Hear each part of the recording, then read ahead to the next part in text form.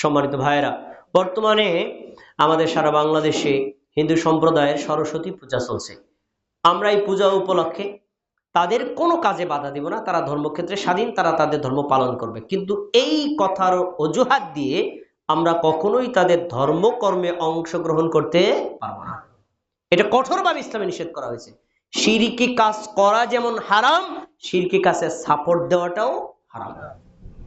কিন্তু আমার দেশের বেশিরভাগ মুসলিম ইসলামের প্রকৃত শিক্ষা না পাওয়ার কারণে তারা পূজাটাকে পুরা জমায় রাখে, অথচ ইসলামী শরিয়াতে এটাকে কঠোরভাবে নিষেধ করা হয়েছে। একটা উদাহরণ দেই, কুল ইয়া আইয়ুহাল কাফিরুন সূরাটা আপনাদের অনেকের মুখস্থ আছে, কিন্তু এটা শানে নুজুল জেনে রাখেন। যখন কাফের মুশরিকরা দেখলো আমাদের মূর্তি পূজা আর একদম পুরো ধ্বংস হয়ে তাওহীদ প্রতিষ্ঠিত হবে, তখন তারা আমাদের নবীকে এসে প্রস্তাব দিয়েছে, হে মুহাম্মদ সাল্লাল্লাহু আলাইহি ওয়াসাল্লাম, দরকার নেই ঝগড়াঝাড়ি, যুদ্ধ মারামারি, কিছু দরকার নেই। এক কাজ করো, 1 বছর পর্যন্ত তুমি তোমার অনুসারীদেরকে নিয়ে আমাদের মূর্তি পূজা করবা, পরের বছরে আমরা আমাদের সবাইকে নিয়ে তোমার এক আল্লাহর ইবাদত করব। চমৎকার সন্ধি। এই সন্ধি শোনার পর আপনি বলবেন কত সুন্দর অফার দিছে, নবীরকে যজ্ঞ বিগ্রহ মারামারি কিচ্ছু দরকার নেই, ভালো কথা বলছে না, মুশরিক এটি প্রস্তুত হয়েছে। তখন আল্লাহ তাআলা কোরআনের আয়াত নাযিল করে কঠোরভাবে প্রতিবাদ করেছে, তুমি বলো কুল ইয়া আইয়ুহাল কাফিরুন, তুমি বলো হে কাফির সম্প্রদায়েরা। দেখেন, তারা করতো শিরক, আল্লাহ বলতে বলতেন ইয়া আইয়ুহাল মুশরিকুন, একথা বলেন ইয়া আইয়ুহাল কাফিরুন।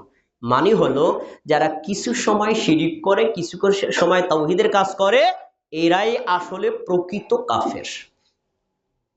আপনি যদি সত্যিকারের মুমিন আর মুসলিম হন, সদা সর্বদা তাওহীদের উপর অটল থাকবেন, কোনোভাবেই শিরকে কোনো কর্মে অংশগ্রহণ করতে পারবেন না। যদি করেন তাহলে আপনি হলেন রিয়াল কাফের। এবার নবীর একটা ভবিষ্যৎবাণী আছে সূরা আবু দাউদে, রাসূলুল্লাহ সাল্লাল্লাহু আলাইহি ওয়াসাল্লাম বলেন ওয়ালা তাকুমু সাআতা হাত্তা ইয়াকুমা ক্বাবাইলু মিন উম্মতি বিল মুশরিকিন, কিয়ামত ততদিন সংঘটিত হবে না যতদিন পর্যন্ত আমার উম্মত দাবিদার একটা অংশ মুশরিকদের সাথে মিলিত না হবে। মুশরিক মানে কি? হিন্দু। মুশরিক মানে কি? বৌদ্ধ। যারা গায়রুল্লাহর পূজা করে, এই পূজারীদের সাথে না মেশা পর্যন্ত কিয়ামতে হবে না। কারা হবে? নামদারি মুমিন আর মুসলিমরা। পরের কথা আরো কঠিন, হাত্তা ইয়াবুদাল আওসান, শুধু কাফের মুশরিকের সাথে মিলবেও না, সরাসরি পূজায় অংশগ্রহণ করবে, পূজায় গিয়ে নাচবে, পূজায় গিয়ে শুভেচ্ছা জানাবে, পূজায় যে ওদের সাথে আনন্দ ফুর্তি করবে, নাড়ু খাবে আর ওই সকল কর্মে অংশগ্রহণ করবে। এরা যতদিন পর্যন্ত এই কুকাম না করবে ততদিন পর্যন্ত কিয়ামতই হবে না। তাহলে হাদিস স্পষ্ট বোঝা যাচ্ছে উম্মতে মুহাম্মাদি ইসলাম ধর্মের বাইরে গায়রুল্লাহর পূজার অনুষ্ঠান গিয়ে যদি অংশগ্রহণ করে, কিয়ামতের একটি আলামত, ইসলামের একটি কঠোর হারাম কর্মে এবং শিরকি কর্মে অংশগ্রহণ করছে।